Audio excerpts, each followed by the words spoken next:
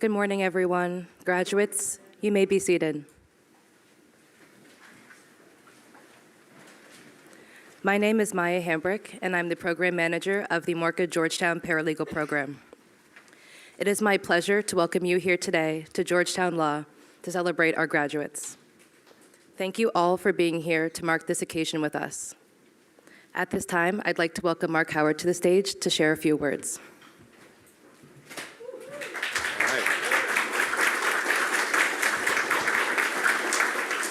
Thank you, Maya. My name is Mark Howard. I'm the director of the Georgetown Prisons and Justice Initiative, and I want to personally extend my congratulations to the graduates of the 4th cohort of the MORCA-Georgetown Paralegal Program.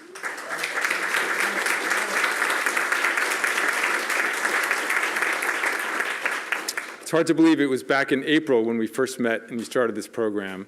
And you've come such a long way. You have worked so hard. You've accomplished so much, and you're poised to set an example for so many. I'm proud of you, and we're all proud of you.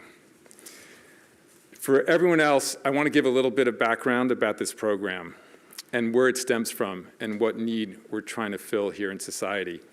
Because in this country, there's an expression, you serve your time or you pay your debt to society. But unfortunately, that's not true because there are barriers that people face after incarceration. And what we're trying to do here in this program and in the Prisons and Justice Initiative in general is to break down these barriers by allowing people to develop their skills and their talents and then to get employment and opportunities that will serve them for the rest of their lives and set a new course and trajectory. So we began partnering with the DC Mayor's Office on Returning Citizen Affairs. I want to acknowledge Director Lamont Carey, and we'll be hearing from him soon.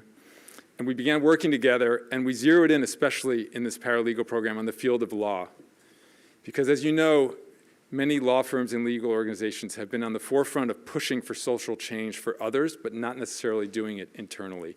And what we wanted to do is to get them to change their hiring practices and to give people opportunities so that they can change themselves and also together change this country. So we're trying to level the playing field and provide opportunities for formal education at a Georgetown level in this program.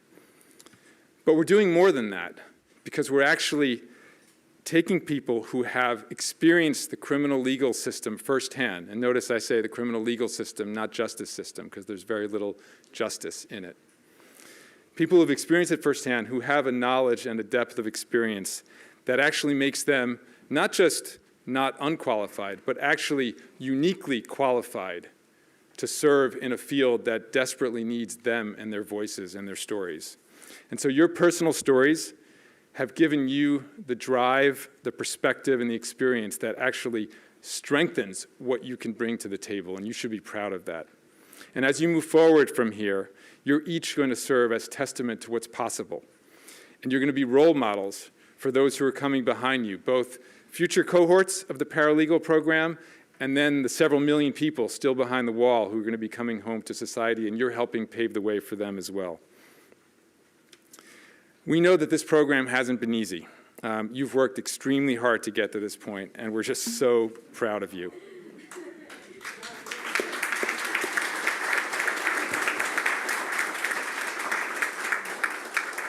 I want to acknowledge a few of our partners because this program has a lot of people and a lot of institutions that are working really hard to make it possible and to open these doors. First, our longtime friends at MORCA, Mayor's Office on Returning Citizen Affairs, led by Director Lamont Carey, and also at the Department of Employment Services, DOES, including Division of State Initiatives Program Manager Kevin Trussell, and we'll hear from him as well. Just want to thank you for your continued dedication to this program. We're also very grateful to Mayor Muriel Bowser's office, to the DC Council, and particular council members Trayon White and Robert White. They unfortunately couldn't be here today in person, but they've been huge supporters of this program. And we're incredibly fortunate to be working in a place, the District of Columbia, where we have such strong support from government partners who are willing to invest in programs for returning citizens. I also want to thank and acknowledge Georgetown Law Center, led by Dean Bill Traynor, and all of the staff behind this program who've helped to support it. This is the 4th year of the program, but it's actually the first time that it's been run here at the Law Center.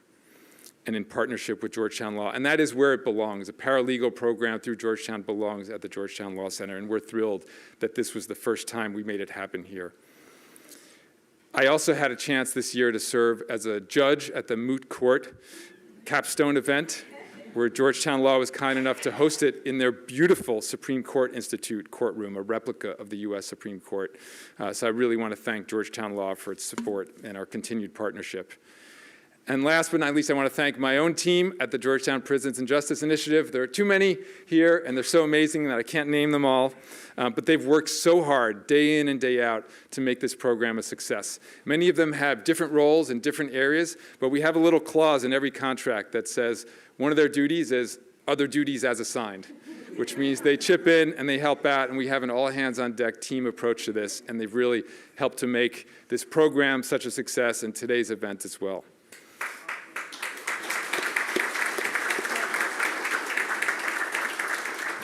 But I do need to single out Maya Hambrick, who's our first ever program manager.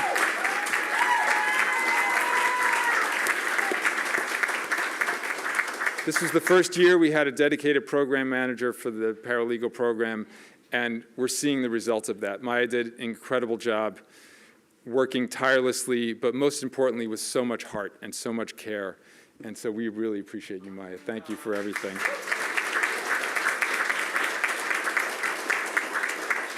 And of course, our tireless faculty director, Suzanne Santolis. The one and only, and I'll say a few more words when I introduce her. But now I want to turn it over to MORCA Director Lamont Carey. He's been an invaluable partner. He's been a partner, collaborator, and friend in all of the work we're doing on reentry and supporting returning citizens at Georgetown, and we do it together with MORCA and DC. We're trying, and Lamont has, through his own experience, done so much to connect district residents who return home from incarceration and provide them with resources, support that they need to move forward. So, Lamont, we're so grateful for your leadership, and please welcome Director Lamont Carey.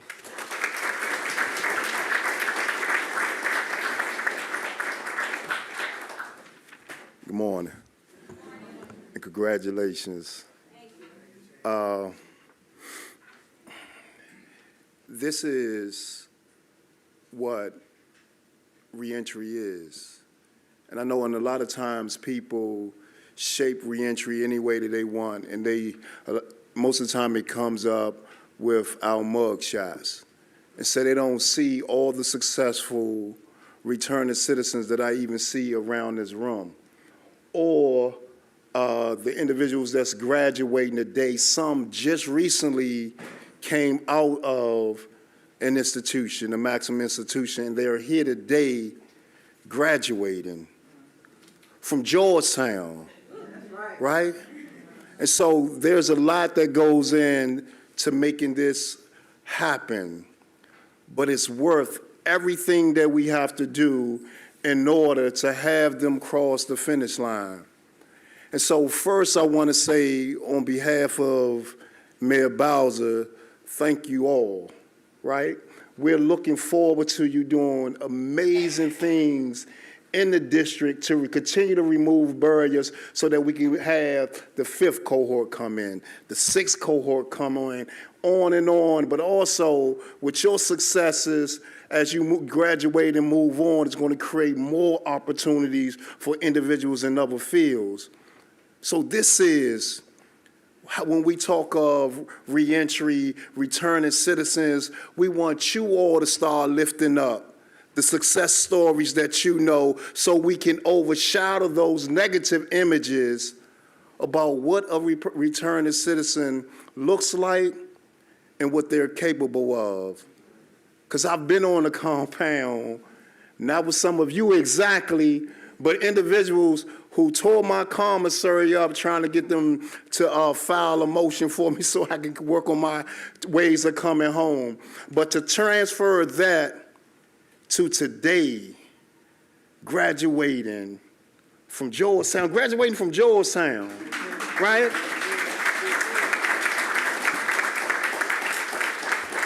So they say that our past record is always going to stay with us. But now you have something to cover it up, right?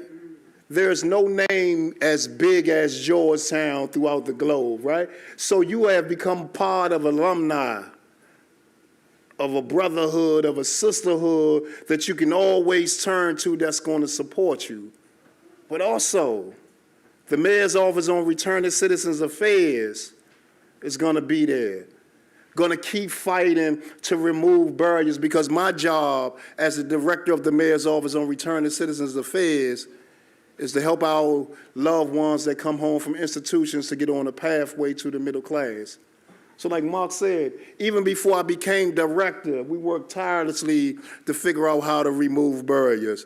And so we're looking forward to doing the 5th cohort, but more importantly than the 5th cohort, we're looking forward to seeing you rise above every barrier, every obstacle, and be who you are, who you know yourself to be on the inside, and let's blind them. Yeah. Let's blind them with all that you have that you want to give. And so, ladies and gentlemen, this is amazing. Not done anywhere else. Now people are going to be trying to copy that, but also on Mark's team, it's some amazing returning citizens. Several that I talk to several times a week, and someone, I'm not going to call his name, see him all over the world, snorkeling in planes and historical buildings. So not only do returning citizens want to come home, but they want to come home and add value to your life, to your children's lives. And so if there's an employer in this room, if there's a program in this room, if you're thinking of starting a business, these are examples of the kind of employees that you can have that's going to help grow your business, because one thing that an individual comes home with is a vision. And majority of the individuals that comes into the Mayor's Office on Returning Citizens Affairs, one of the main things they say that they want to do is to give back, to prevent individuals from going down the same path that they had been down themselves. And they taking it to another level by graduating from the MORCA-Georgetown Paralegal Program so they can help them in the courtroom. So when we talk about redemption and giving back, this program is ideal for the graduates that you see that is looking for that opportunity to transform our communities, the district, our country, because every success story that comes out of this program has an impact on somebody else. So I want to thank the graduates, and I want to thank you all, your family and friends that have supported them through this journey, because we know it wasn't easy. But they have been through worse, and they have come out on top of that as winners. And this is just another example of the next level of them being successful. So again, I thank you all, and graduates, love you, waiting to see you shine.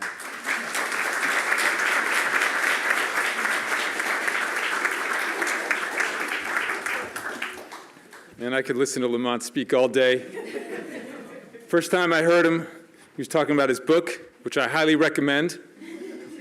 Keep your hustle, change your product. And Lamont's definitely keeping his hustle. Appreciate you.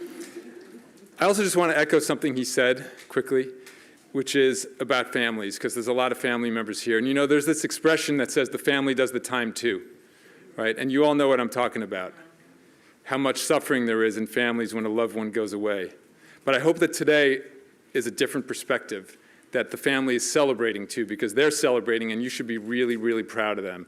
So all that you felt over those years, I want you to turn it in the other direction today and feel incredible pride and joy of your loved ones here.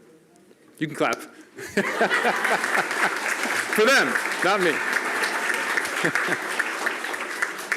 All right, now I want to introduce Kevin Trussell. He's the program manager for the DOES Division of State Initiatives. And Kevin and his colleagues at DOES have been such a critical part of the paralegal program and our success, both during the program and after the program. They help fill a critical need for job readiness, professional development, and mentorship. And we really value and thank Kevin, his colleagues at DOES, and all the job coaches for their steadfast support of our fellows in our program. Please welcome Kevin Trussell.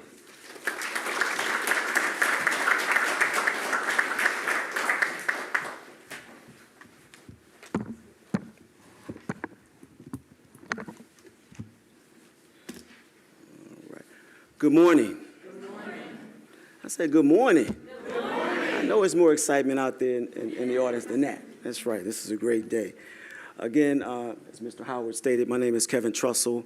I am a program manager with DOES DSI, which stands for the Division of State Initiatives, and I am truly honored and pleased to be before you today and have the opportunity to speak. I'd like to first say thank you to our Honorable Mayor, Mayor Muriel Bowser, and her dedicated team, just for even having the vision forward for a program like this. Our other partners, very important partners, Georgetown University, Mr. Howard, MORCA, Mr. Lamont and his team, and most importantly, you. You're the reason that we're here today to celebrate. For if it were not for you as paralegal fellows, who because of your journey, your perseverance, your resiliency, and most importantly, your commitment to starting and finishing this task, we are here today to celebrate you as graduates of the paralegal program. I come with congratulations from our executive leadership team as well, our director, Dr. Unique Morris-Hughes, our newly installed deputy director, Ms. Dana McDaniel, from the Division of State Initiatives, and our team members who have supported you throughout the process through this joint effort, including Mr. Andrew DeBragio, our intake team, our facilitators, Mr. Rashad Muhammad, who has been supporting you directly as a job coach most recently. Within the partnership between Georgetown, MORCA, and DOES, the Division of State Initiatives plays a key pivotal role. Our transitional employment program is not only for the paralegal fellows, but also for the district residents throughout, providing assistance with barriers to employment to include behavioral health, substance abuse disorders, homelessness, as well as justice-involved persons. We work with almost 2,000 individuals over this fiscal year to provide those job readiness trainings, credentialing, placement assistance, and ongoing case management throughout the process. This is why we are exceptionally excited for the 12 of you that have finished the Fellows Program in this fourth cohort. Not only to graduate Georgetown Employment Partners with placed, but actually placed. Not only that you graduate, but you are also placed, will be placed through this process, which is key. We have many individuals who come through numerous programs through DSI, and they take training after training, but the placement is most important. And in closing, I'd like to say, just keep learning. Keep striving to be the very best, and I promise you, you'll be showered with blessings upon blessings. So to all of you, congratulations for your success. After attending the moot court a few months ago and seeing how truly legally skilled you are, maybe I'll see you one day on my favorite series, which is, can anybody guess? Nope, Suits. Right alongside Harvey Specter. So I have a great vision for you as well. Thank you again.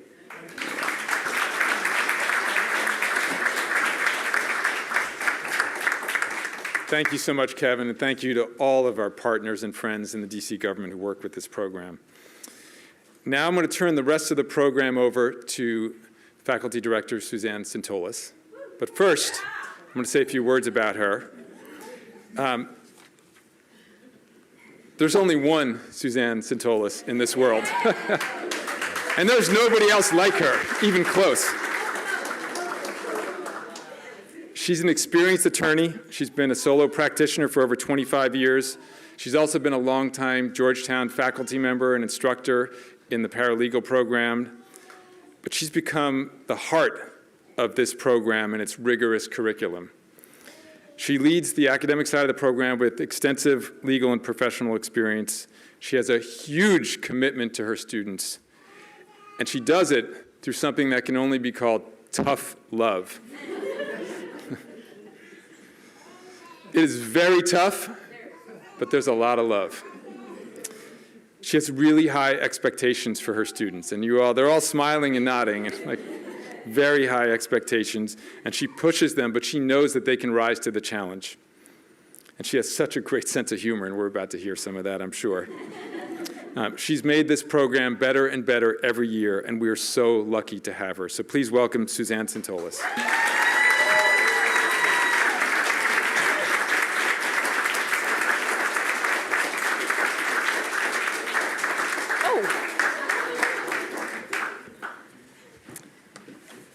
Okay, I was told this morning by Ty that I can't mention Tom Brady. So,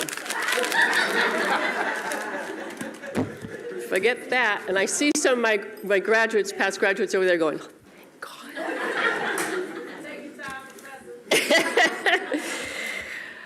Oh, I'm so grateful to be here today.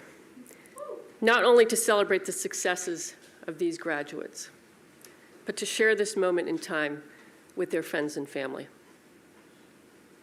The tremendous sacrifices made by these students should not overshadow the sacrifices made by their loved ones.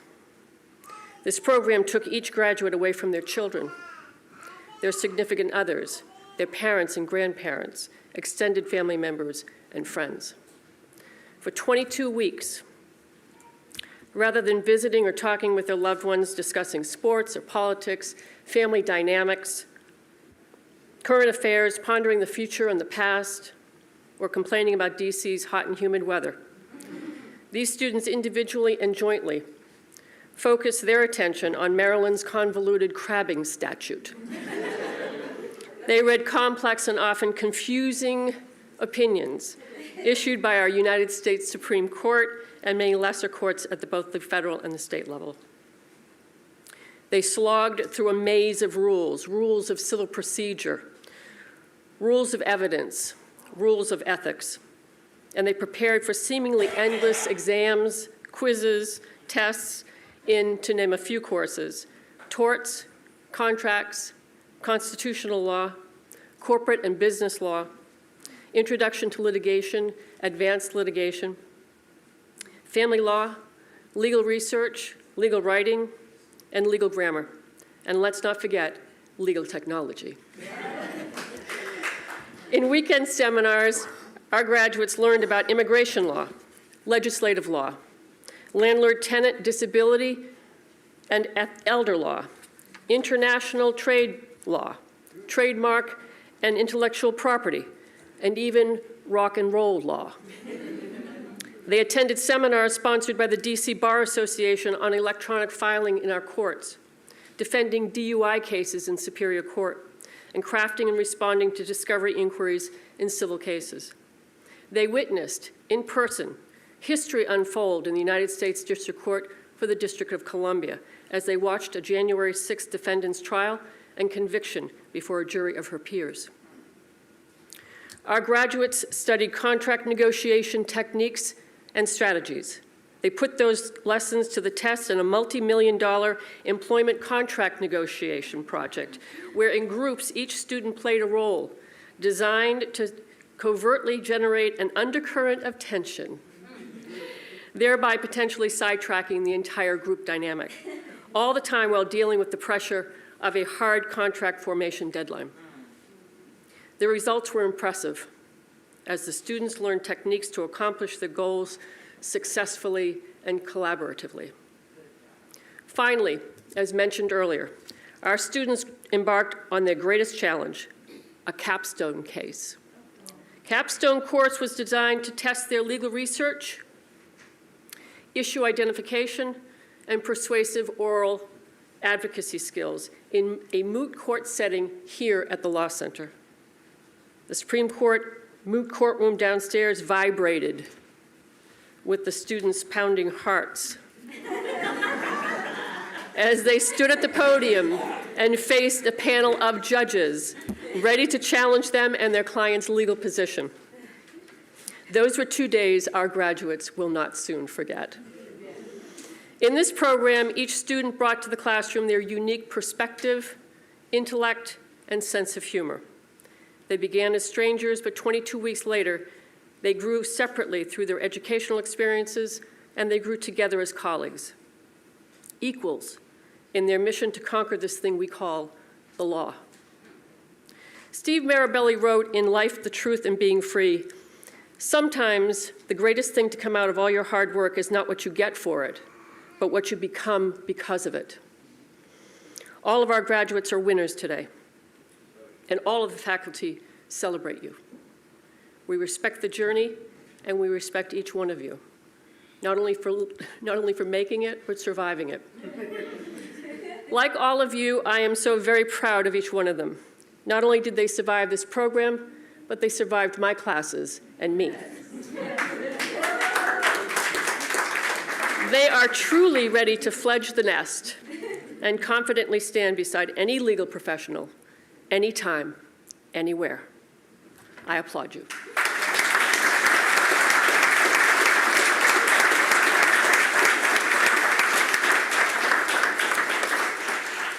Now I'm pleased to introduce 2 students who volunteered, I think, to speak this morning, Ms. Dee Farmer and Mr. Andre Pendleton. Sit down, Mr. Pendleton. Sit down, Mr. Pendleton. He's got some more to say. Mr. Pendleton, how long have you known me?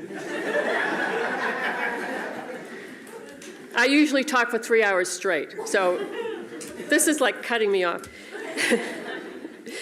Ms. Farmer was a quiet force in the classroom. She never raised her hand just to speak. Her input was consistently on point, precise, and thoughtful. However, her most impactful moment arose during her team's moot court oral advocacy, where she stood up to the sharp interrogation of seasoned lawyers, and she confidently responded with grace, superior intelligence, and strong persuasive reasoning. Her capstone performance was indeed inspiring in so many ways. When I tell you that Mr. Pendleton took the role he played in the contract negotiation project seriously, I mean, he was serious.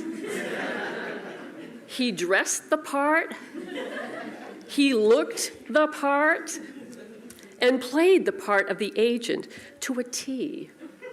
The level of his enthusiasm could not have been more if he was actually employed as an agent. That enthusiasm lived in Mr. Pendleton from the program's first day. He shared it with all of us, and I'm very pleased to say it never waned. Ladies and gentlemen, I give you Andre Pendleton.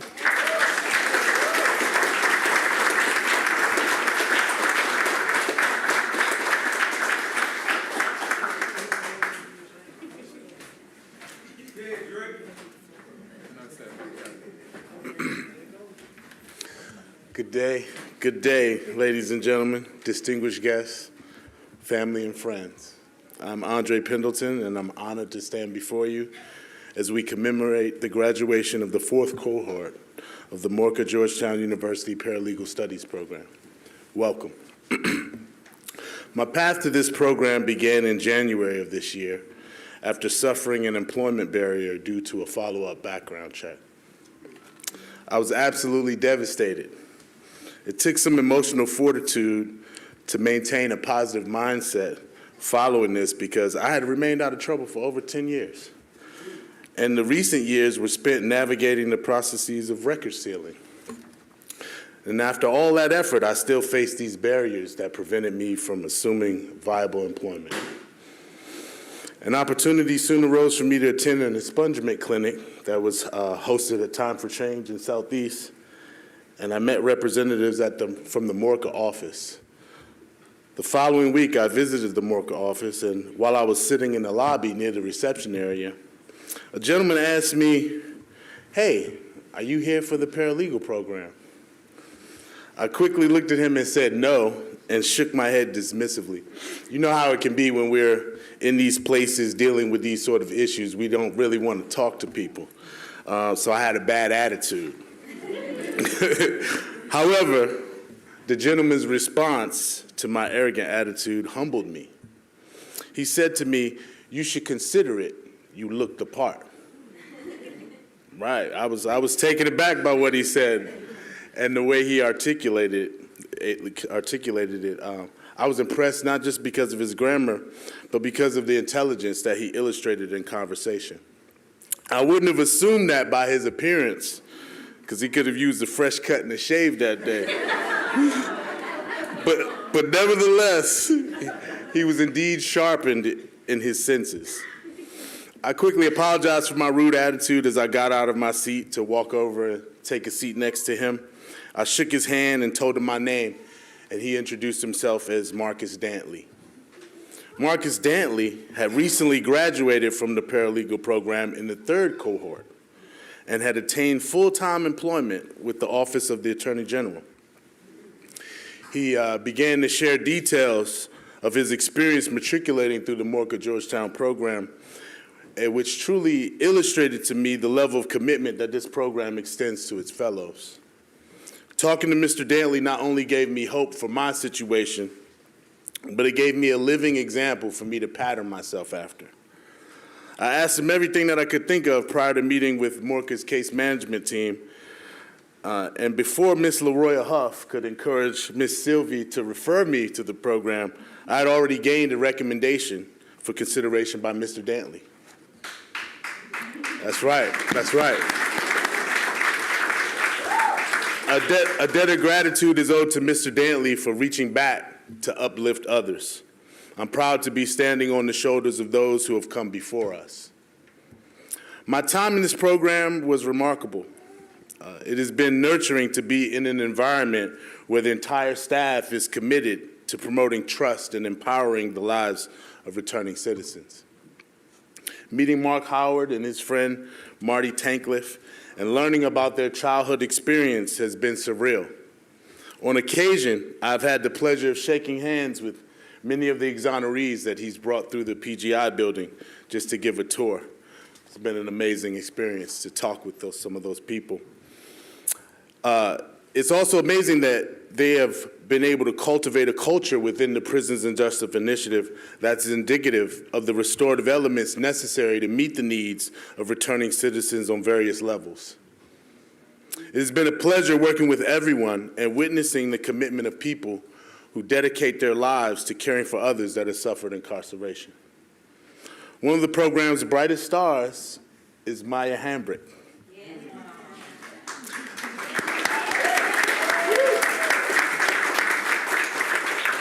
Despite being amongst the youngest administrators, her leadership and supervision of our cohort has been flawless. Her discernment and reason has allowed her to navigate all the challenges presented by managing such a diverse group. Maya illustrates a level of maturity that is beyond her years. She presented a positive attitude every day without fail. One of the first moments that made an impression on me with Maya happened once we began to meet at the PJI building. Maya was excited to inform our group of several donations that her father made in support of the fellows. And I thought to myself, wow, this young lady has parents that are considering us total strangers. I was blown away. I know that Maya's parents are here today. I had a chance to meet them earlier, and I would like to tell you that you all have done a wonderful job raising a future leader of this nation.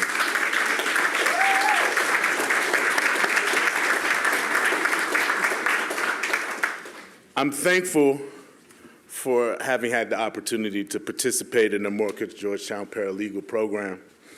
I now have a new skill set and a new appreciation for the law. My fellow cohorts, we have now been empowered by a new understanding of the principles of law, which changes how we think and how we see the world. As we move forward, may we all strive and continue to sharpen our skills. My hope is that we all progress and enhance our understanding of the law and its nuances.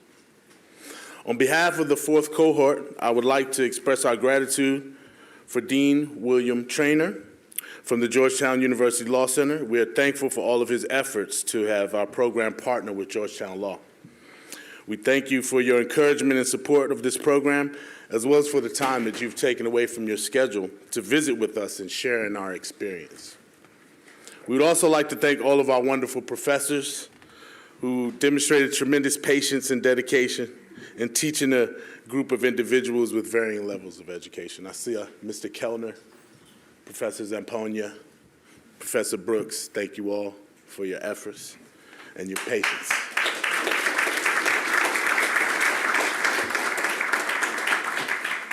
To Professor Santolis, I've never observed.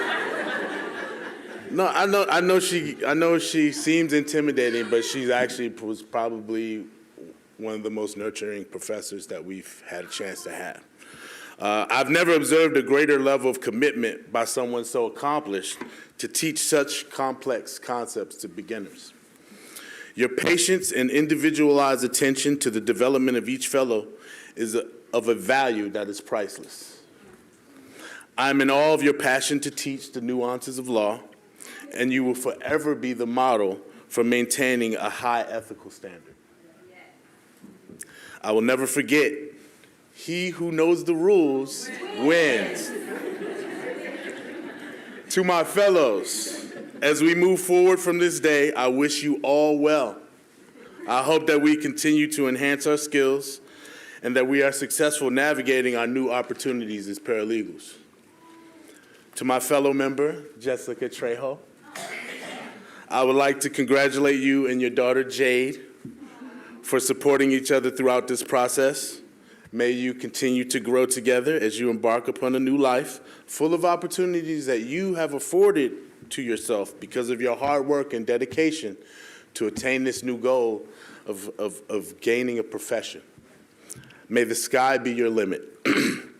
Lastly, before I go, I would like to acknowledge what I will miss most about my time in this program. I will miss the daily opportunity to witness greatness in the flesh. The time that I've spent being around Mr. Eric Hicks has been, that's right. The time that I've had the pleasure of being around Mr. Hicks has just been a complete honor. I've confessed to him many a times that throughout my collegiate experience, I have not observed a level of scholarship that exceeded his. For comparison, I reflected on my acquaintances with a merit scholar at Lafayette College, as well as a few pre-med students that I knew, and it doesn't even come close. His dedication and diligence were extraordinary. He was always the first person to enter the building in the morning, and quite often, he would be weeks ahead of his coursework. And he would be willing to dedicate his morning coffee hours to assisting and mentoring his peers if they asked. Mr. Hicks's humility is inspiring. He would never tell you that he's been a part of successful litigation in the Supreme Court.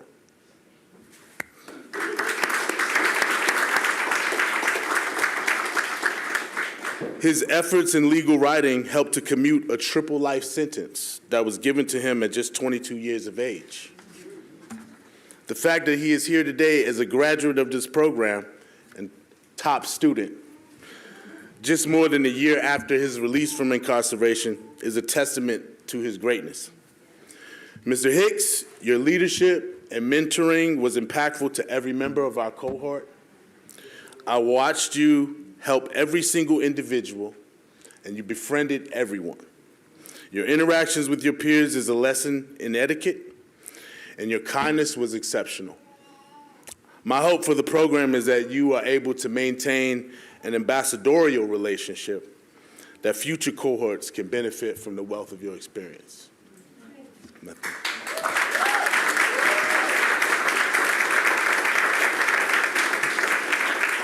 To all my fellows, I salute you and congratulations. Now I'd like to welcome another one of my inspiring classmates, Dee Farmer, to share some remarks. Thank you.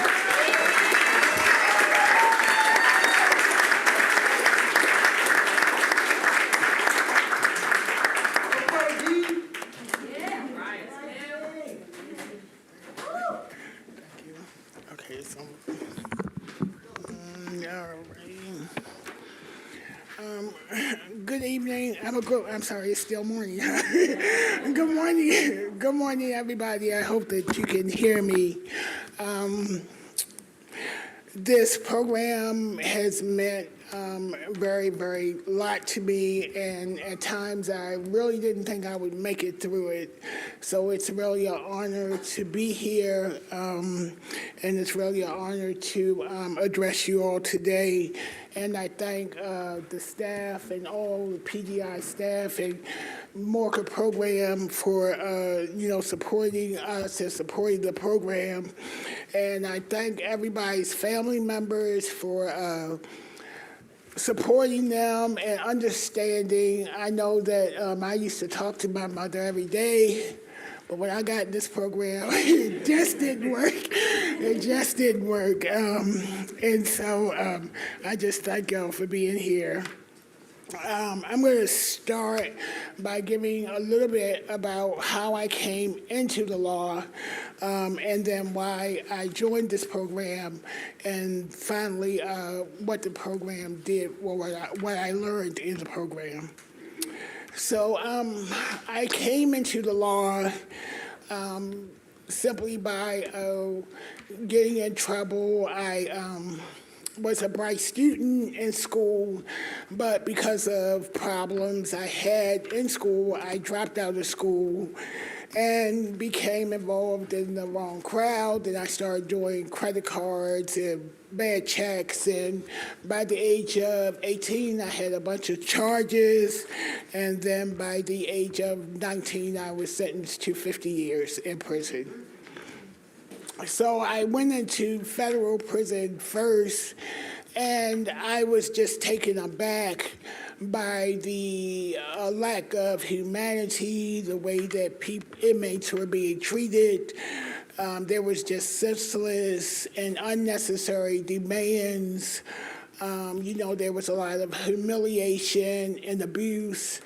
And so I began to challenge these things. And the way that I challenged them was by writing administrative complaints. I wasn't a big talker, but I could really write.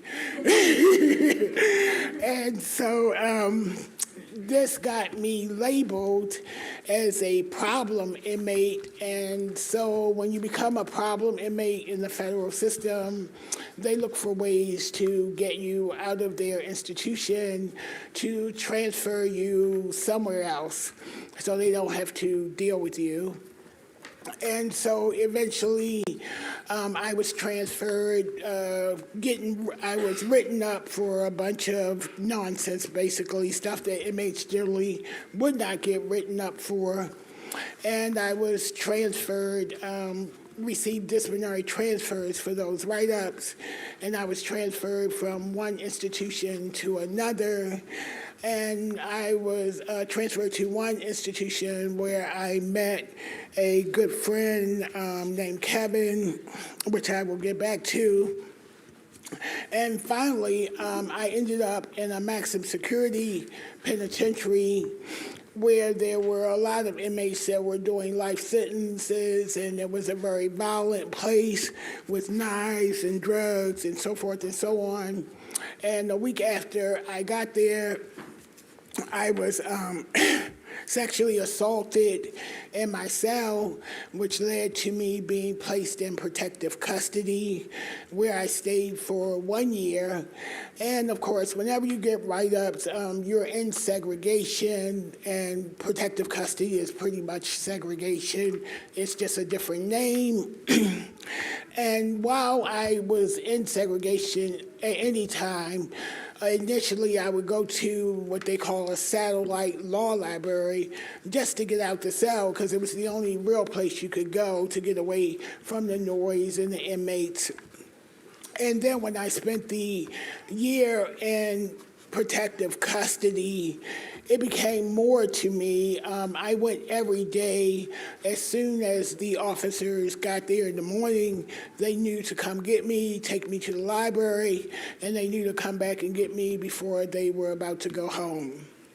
And so I sat in the library and I just read books after books, and it was just interesting to me.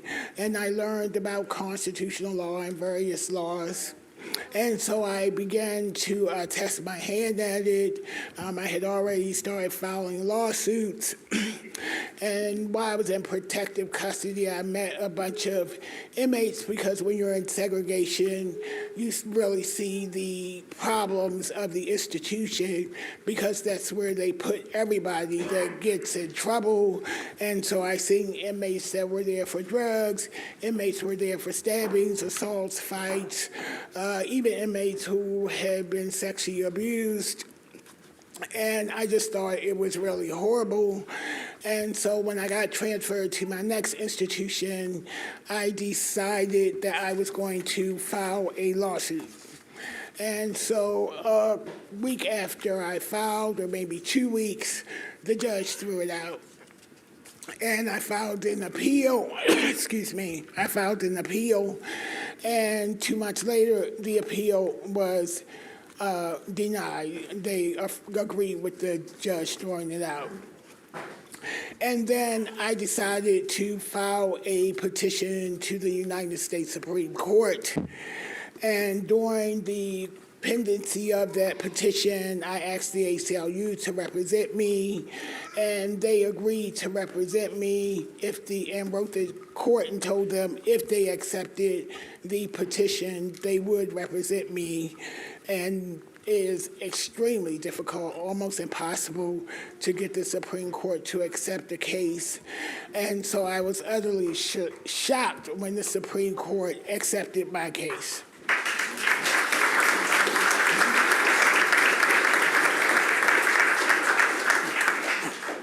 Thank you. In 1994, the Supreme Court issued a unanimous ruling agreeing with me that prison officials should not be immune from liability when they know that a vulnerable person would be at risk in a certain situation. So basically, in my situation, I argued that placing a trans woman in a maximum violent institution is a known risk. And so the Supreme Court agreed and held that the prison officials can be held liable when they fail to protect the inmate from a known risk. After that, after the Supreme Court case, I became pretty much known as a jailhouse lawyer, and many inmates began to come to me to ask me to do all kinds of legal work, and so I sought out assistance, and that's when I became involved with various law firms and law schools and so forth and so on. And then in 2020, I was released from prison, and I've completed my transition. I began doing legal consultation. I began speaking at conferences and law schools, and I reached out to some of my old friends that I had known from years past. And so I reached out to Kevin, which I had known from 1986, almost 30 years, if not over 30 years ago.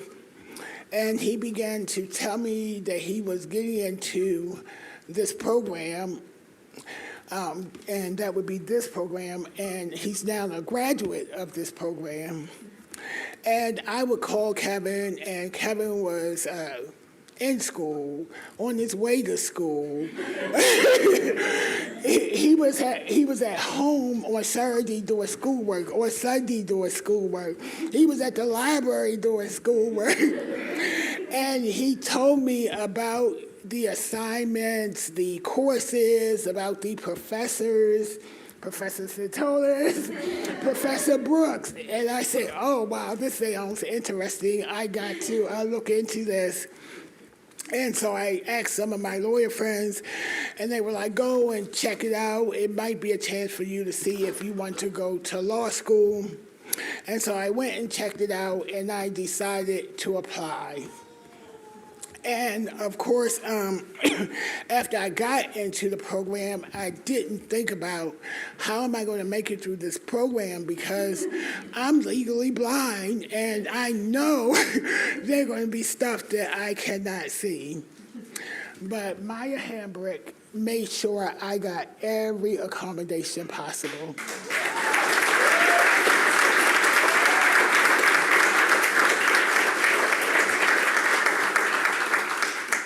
And even though with those accommodations, I had a big screen and a computer and all that, there were still things I could not see and stuff like that that wasn't, verbalized.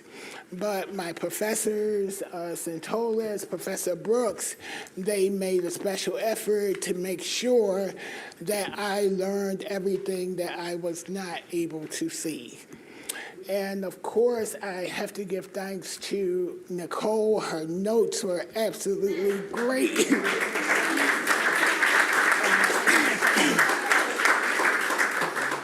And I especially give thanks to Jessica. I don't know how many times she stayed after school, to 5 or 6 o'clock to help me, with stuff that I couldn't see. And then, of course, Eric, his quizzes, I think they helped me pass every quiz.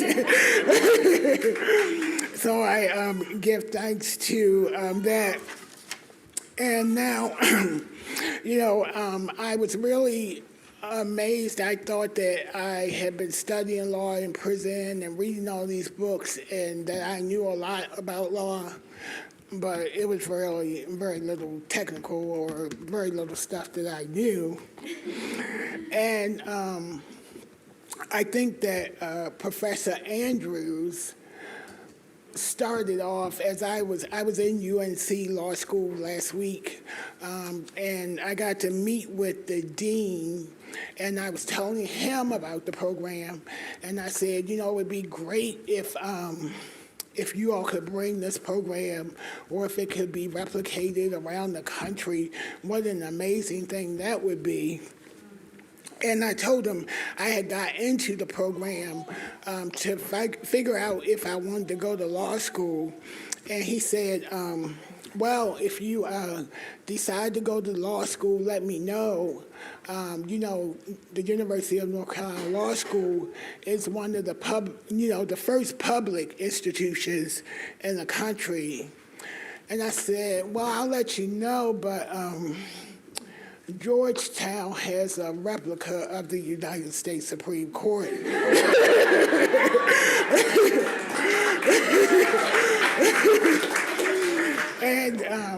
And so, it is really just an honor for me and my fellow classmates to, graduate from Georgetown, a world-known institution.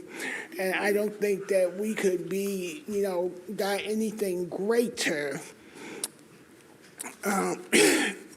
In fact, this is the first time that the program graduates will receive their certificate with Georgetown Law School on it, and that is a great honor to me and my classmates, and we thank the school very much and thank the program. And so I was telling I did 2 sessions at the University of North Carolina.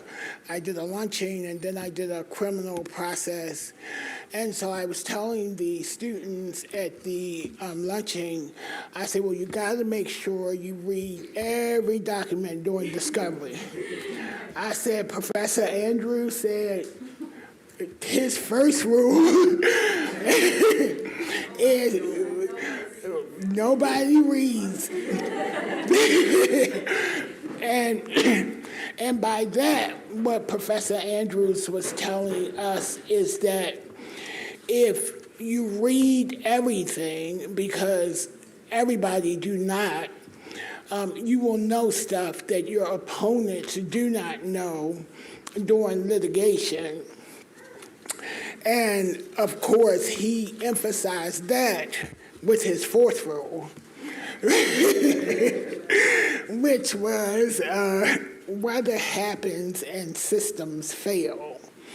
And so what he meant by that is that you never know what the weather will be, and no matter how prepared you are or how predictable systems may seem, they may fail. And he wanted us to be ready for those things. And I think that me and my classmates have learned to apply that to our lives, that even though things may happen in our lives, that we will get through them, and even though our support systems may break down and fail us, we will overcome, as we have overcome the odds by graduating from this program today.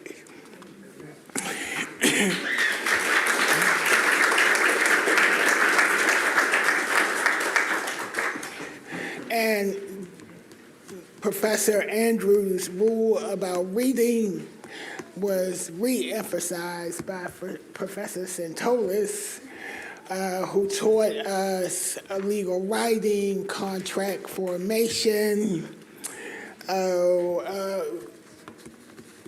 formation and citations.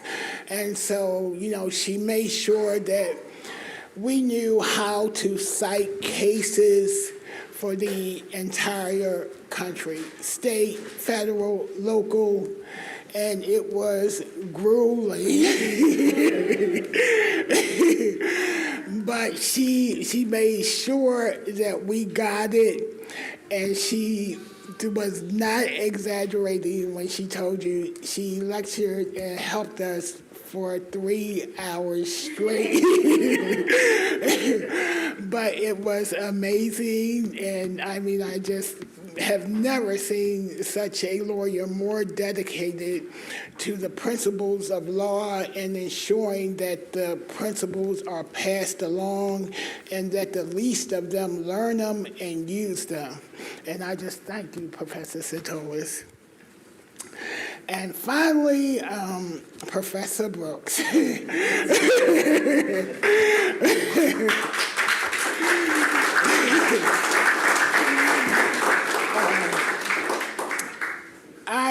I think one of the most complex case facts I ever heard came from Professor Brooks. Tim and Avie. This was a complex, I believe, breakup, separation, divorce. We were to figure it out.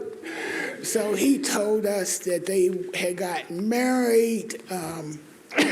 They had 2 children, which were surrogate. And so that was like, surrogate, okay, that's one thing to note. Then they had $1 million properties. And so that was another thing to note. And they had disparities and salaries, and that was another thing to note. And then Tim caught Avie cheating. That was another thing to note. He forgave her. That was another thing to note. And the case just went on and on and on. And Professor Brooks expected us to figure it out. He said, I've taught you the rules, I've taught you the law, and therefore you should be able to figure it out. And I'm not sure, but I think we figured it out. since we passed, we passed this class, and we are here graduating, and so I guess we figured it out. And so Professor Centolas always told us, he who knows the rules wins. And I think that we have learned those rules over these 22 weeks, and that today we are showing that we are winners. And I just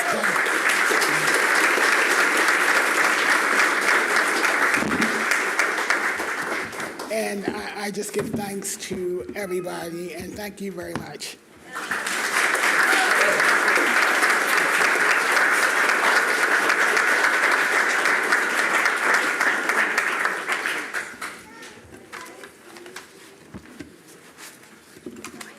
A lot of pages in here, sorry.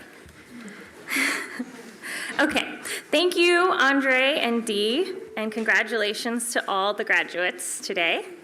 My name's Kate Chamberlain. I'm the Deputy Director of the Prisons and Justice Initiative.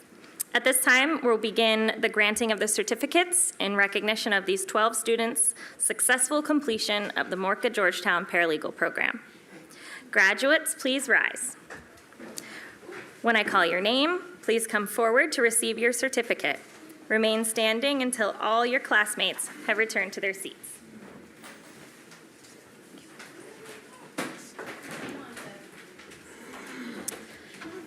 Nicole Severio.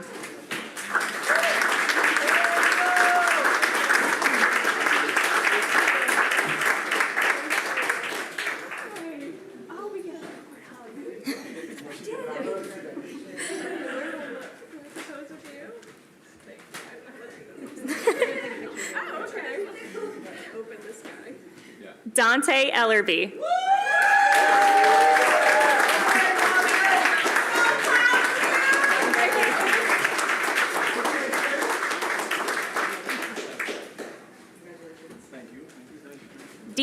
Deidre Farmer.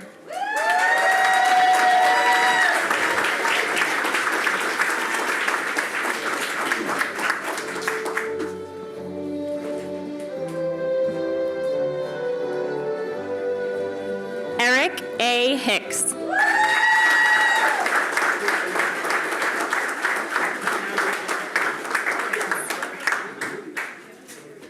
That's my big home.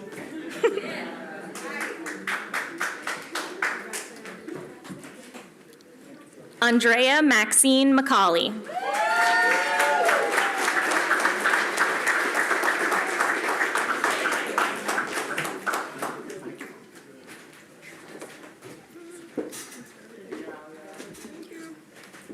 Juan McLendon.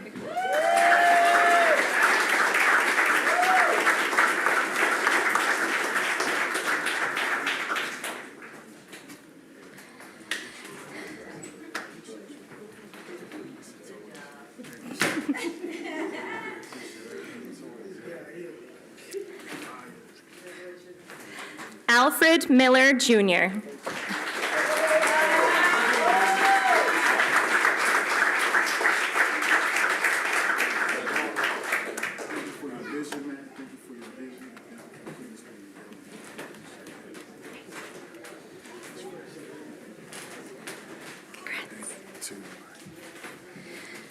Shamans Valdez Olds, Sr.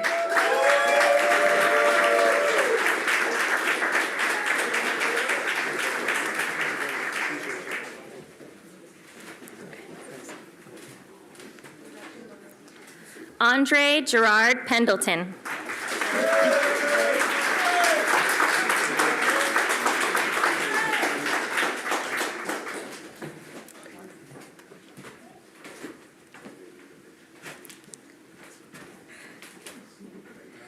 Helen Elizabeth Marie Story.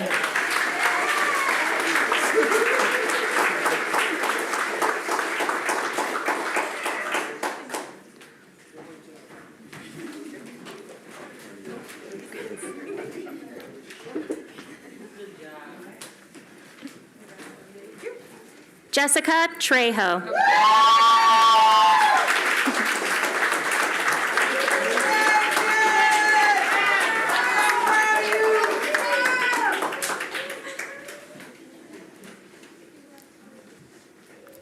Autumn Weston.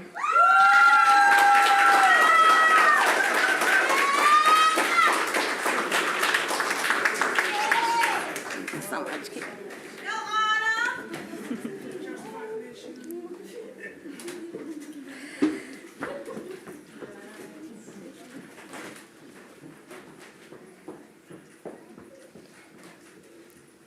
Congratulations, graduates.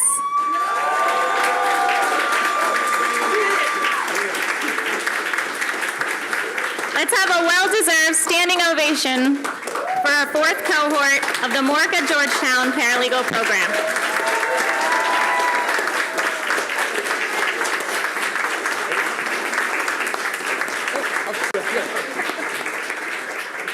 Thank you, and please be seated.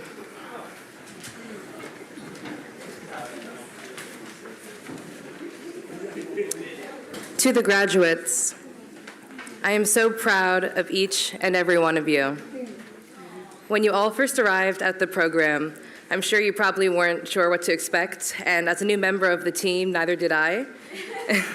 But we got through it together, and I'm so grateful to each and every one of you. Even in the difficult moments, you supported each other, you stayed focused on your work, and you kept looking forward to this moment, and for that, congratulations.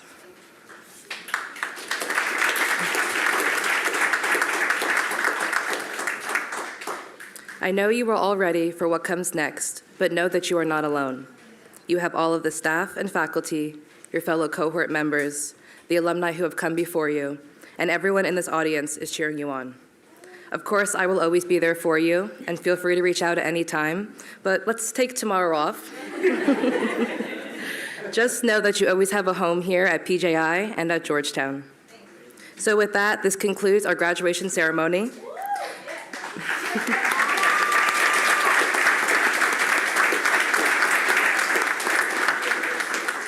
We will continue a celebration in this space after the graduates and faculty recess out. They'll be back in a few moments after a few group photos, and thank you all so much for being here today. Congratulations, graduates.